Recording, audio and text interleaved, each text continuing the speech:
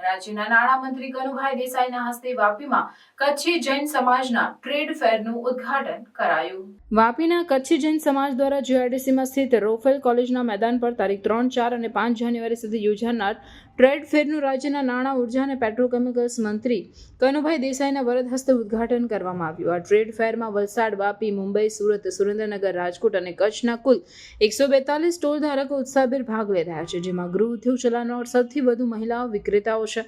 તેઓને આ પ્લેટફોર્મ દ્વારા પોતાની પ્રોડક્ટના વ્યાજબી દરે વેચાણ માટે માર્કેટ મળી રહેશે। ટ્રેડ ફેરના ઉદ્ઘાટન સમારોહ પ્રસંગે રાજ્યના કેબિનેટ મંત્રી કનુભાઈ દેસાઈએ જણાવ્યું કે આઝાદીની લડતમાં કચ્છી સમાજનું બહુમૂલ્ય યોગદાન છે। સમાજના વિલાઓને આજે યાદ કરવા જરૂરી છે। પહેલાં એવું કહેવાતું હતું કે કોઈ અધિકારી કર્મચારી બરાબર કામ ન કરે તો તેની કચ્છમાં બદલી કરી દેવાતી, પરંતુ આજે કચ્છ એક એવું ડેસ્ટિનેશન બન્યું છે કે ત્યાં જવું આજે લોકોને ગમે છે, જેનો શ્રેય આપણા યશસ્વી વડાપ્રધાન નરેન્દ્રભાઈ મોદીને જાય છે।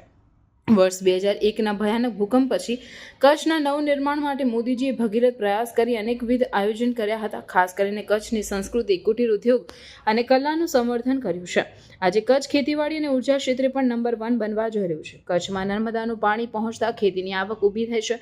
મહેનતુ કચ્છી સમાજ અભિનંદનને પાત્ર છે। વાપીમાં હોસ્પિટલ, સ્કૂલ, કોલેજના વિકાસ માટે પણ આ સમાજ અગ્રેસર છે। આ સમાજ વાપીની ધરતી પર સમરસ સમાજ બનાવી રહ્યો છે। અહીં આયોજિત ટ્રેડ ફેરમાં અનેકવિધ ઉત્પાદનો દ્વારા વેપારીઓ અને ગ્રાહકોને સુંદર બજાર મળી રહેશે। મંત્રીનું કચ્છી પરંપરા મુજબ સમાજના આગેવાનોએ કુમકુમ તિલક કરી બહુમાન કર્યું હતું। આ અવસરે મંત્રીએ વાપી અને કચ્છી સમાજના વિકાસ માટે અમૂલ્ય યોગદાન આપનાર સ્વર્ગીય NV ઉકાણીને પણ યાદ કર્યા હતા।